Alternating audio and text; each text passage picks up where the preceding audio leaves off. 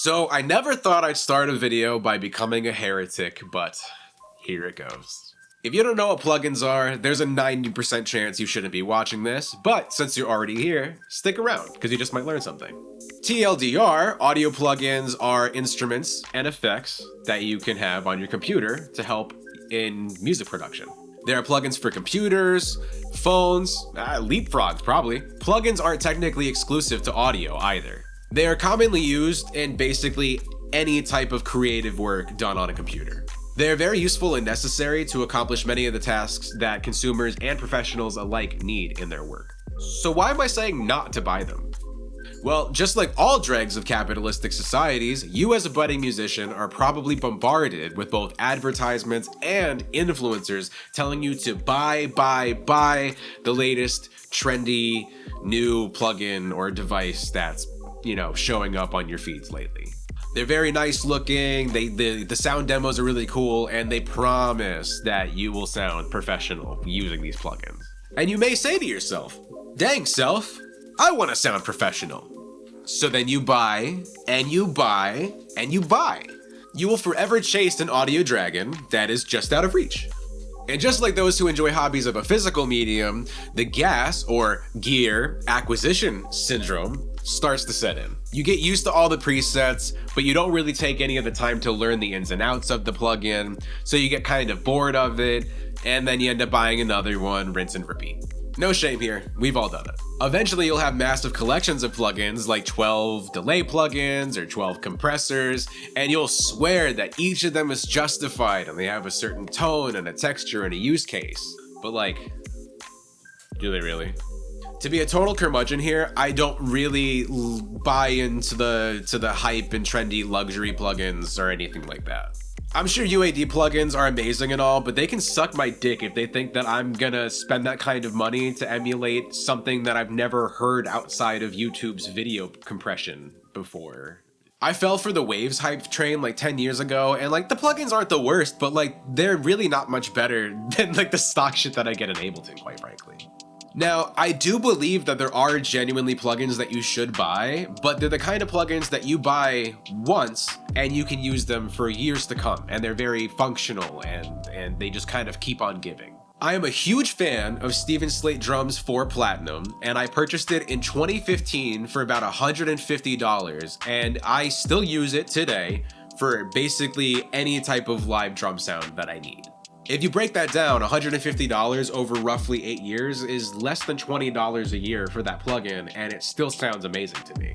That same year, I spent $500 on Complete 10, which I've yet to upgrade from. I'm still rocking Complete 10 today because there's just so many sounds and so many ways to combine the sounds, I never really find myself looking for something new. Between the two of them, that was a tax return well spent because they just keep on giving. As an Ableton Live user, I take full advantage of the native plugins that are available to me. I will admit, I have paid for upgrades from Live 9 Standard up until Live 11 Suite, but from the discounts and the upgrade paths, including what you get with Max for Live, I always find myself basically drowning in sounds. Even if you don't have everything I have, you're probably drowning too, but you're being gaslit into calling it Marco Polo by influencers and company advertisers who just want the money in your wallet. Your digital audio workstation of choice probably has a good amount of sounds to choose from. Unless they're all sound fonts from yesteryear, they can give you professional sounding results if you know what to do with them. Hell, even the worst sound fonts can probably be manipulated and worked in a pleasing way by a professional. Quickfire questions. Do you know what ADSR is and what it does? Are you utilizing these parameters often in your music? If you said no to both, personally, I don't think you should be buying plugins. Save your money, learn with what you have, or buy a nice, cheap virtual instrument like Koala Sampler on iOS or Android, and learn from it. ADSR is a fundamental that can basically be applied to any aspect of audio creation, and once you master it, you can basically use any effect or synth that utilizes them. And when you realize this, you quickly see that you didn't need nearly as many plugins as you thought. In fact, you kind of see that a lot of them are basically the same thing, just with a different GUI. In my last video, I discussed Korg Gadget for Switch, which has a pretty nice variety of sounds. It has like 18 separate gadgets built in. Each one is designed for a very specific purpose and genre. And although there is some overlap, for the most part, the sounds can't be replicated by one another. The lack of redundancy makes me feel like I'm getting my money's worth, and the amount of control I get for that money means that I can make some pretty powerful sketches on the cheap. When you stop buying with hype and start purchasing with purpose, or stop purchasing altogether and learn from what you have, you'll get so much further than you ever would chasing the proverbial dragon around in circles. And to be clear, I'm not discouraging buying plugins altogether. As I've stated before, there's plenty of reasons to want and need them, and they are really useful. It's just so easy to get hypnotized by the hype and just kind of keep buying them, even when you don't need them.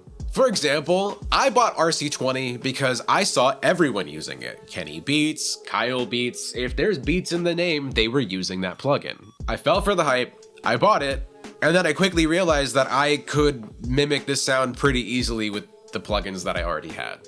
Sure, it saves some time, and the presets are okay, but honestly, I really don't think I got my money's worth out of it.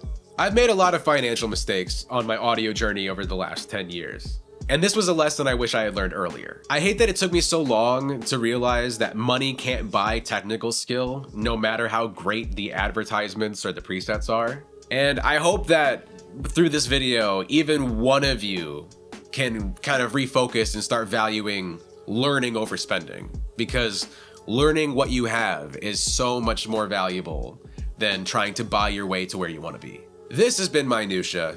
If you liked the video, you know what to do. I'll see you next time. Peace.